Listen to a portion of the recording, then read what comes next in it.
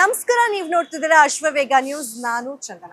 ನಾವೆಲ್ಲ ಚಿಕ್ಕವ್ರು ಇರ್ಬೇಕಾದ್ರೆ ಸ್ಕೂಲಿಗೆ ಹೋಗ್ತೀವಿ ಅಂದಾಗ ಒಂದಿನ ಈ ಬ್ಯಾಗ್ ಗೋಲ್ಡ್ ಬೇಡಪ್ಪ ಅಂತ ಅನ್ಸ್ಬಿಟ್ಟಿರುತ್ತೆ. ಸ್ಕೂಲಿಗೆ ಹೋಗ್ಬೇಕು, ಆದ್ರೆ ಬ್ಯಾಗ್ ಇಲ್ದೆ ಸ್ಕೂಲಿಗೆ ಹೋಗ್ಬೇಕು. ಈ ಟೆಕ್ಸ್ಟ್ ಬುಕ್ಸ್, ಹೋಮ್ ವರ್ಕ್, ಈ ತಲೆನೋವು ಇಲ್ದೆ ಒಂದಿನ ಪೂರ್ತಿ ನಾವು ಸ್ಕೂಲ್ನಲ್ಲಿ ಖುಷಿಯಾಗಿ ಕಳ್ದ್ಬಿಟ್ಟು ಬರ್ಬೇಕು ಅಂತ ಪ್ರತಿಯೊಂದು ಮಗುಗೂ ಕೂಡ ಅನ್ಸಿರುತ್ತೆ.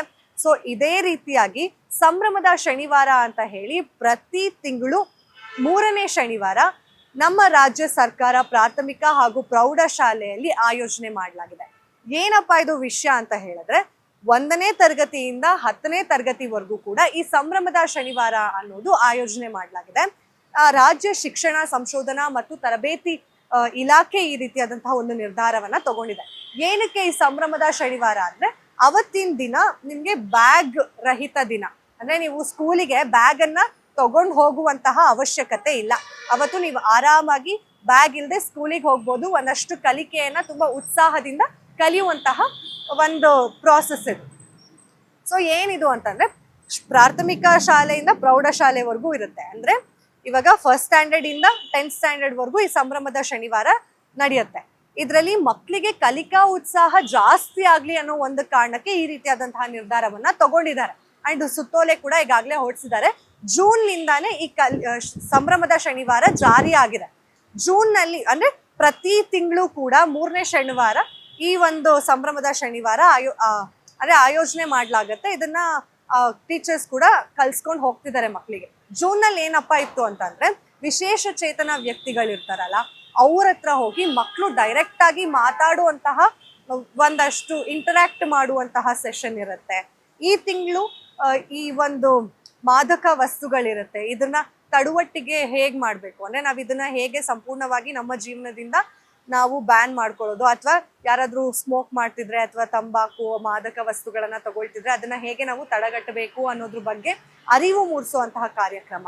ಇನ್ನ ಮುಂದಿನ ತಿಂಗಳು ನೋಡೋದಾದ್ರೆ, ಅಂತರ್ಜಾಲ, ಈ ಇಂಟರ್ನೆಟ್ ಬಳಕೆ ಹೇಗಾಗತ್ತೆ, ಇದರಿಂದ ಪ್ರೋಸ್ ಅಂಡ್ ಕಾನ್ಸ್ ಏನಿರುತ್ತೆ, ಈ ತರ ಒಂದಷ್ಟು ವಿಚಾರಗಳನ್ನ ಮಕ್ಕಳಿಗೆ ಹೇಳ್ಕೊಡೋದಾಗಿರ್ಬೋದು. ಹೀಗೆ ಪ್ರತಿ ತಿಂಗಳು ಕೂಡ 3ನೇ ಶನಿವಾರ ಸಂಭ್ರಮದ ಶನಿವಾರದಲ್ಲಿ ಈ ರೀತಿಯಾದಂತಹ ಪಾಠಗಳನ್ನ ಮಕ್ಕಳಿಗೆ ಹೇಳ್ಕೊಡುವಂತಹ ಪ್ರಯತ್ನ ರಾಜ್ಯ ಸರ್ಕಾರದ ಶಿಕ್ಷಣ ಸಂಶೋಧನಾ ಮತ್ತು ತರಬೇತಿ ಇಲಾಖೆ ಮಾಡ್ತಾ ಇದೆ.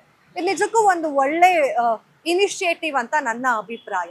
ಯಾಕೆ ಅಂತ ಹೇಳಿದ್ರೆ, ಈ ಹಿಂದೆ ಕೂಡ ನಾವು ಏನು ಪಠ್ಯ ಪುಸ್ತಕಗಳ ಇಲಾಖೆ ಏನಿತ್ತು, ಅವರು ಒಂದಷ್ಟು ಮಹತ್ವದ ನಿರ್ಧಾರಗಳನ್ನ ತಗೊಂಡು ವಿಜ್ಞಾನಕ್ಕೆ ಕುತೂಹಲ ಅಂತ ಹೇಳಿ ಮರುನಾಮಕರಣ ಮಾಡಿದ್ರು. ಹಾಗೆ ಪ್ರತಿಯೊಂದು ಪುಸ್ತಕಗಳು ಕೂಡ ಮರುನಾಮಕರಣ ಆಗಿತ್ತು.